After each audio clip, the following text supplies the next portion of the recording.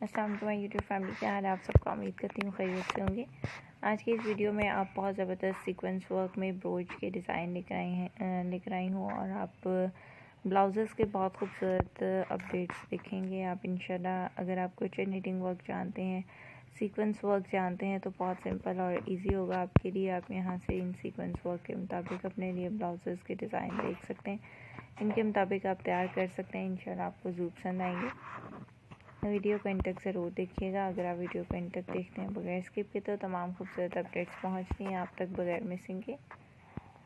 उम्मीद करती हूँ आज की वीडियो आपको ज़रूर पसंद आ रही होगी। मेरे इस चैनल में आपको डेली बेस पे बहुत खूबसूरत अपडेट की जाती हैं, इंशाल्लाह आपको ज़रूर पसंद आएंगी, तो ज़रूर विज़िट कीजिएगा मेरे चैनल को। अगर आप पसंद कर रहे हैं तो मुझे कमेंट सेक्शन में फ़ीडबैक ज़रूर दीजिएगा। उम्मीद है आपको मेरी आज की वीडियो भी पसंद आई होगी। वीडियो को एंड तक देखने का बहुत शुक्रिया। दुआ में याद रखिएगा, फ्रेंड सर्कल में भी ज़रूर शेयर कीजिएगा। मिलते हैं अगली वीडियो में लेटेस्ट अपडेट्स के साथ। अल्लाह हाफ़िज़।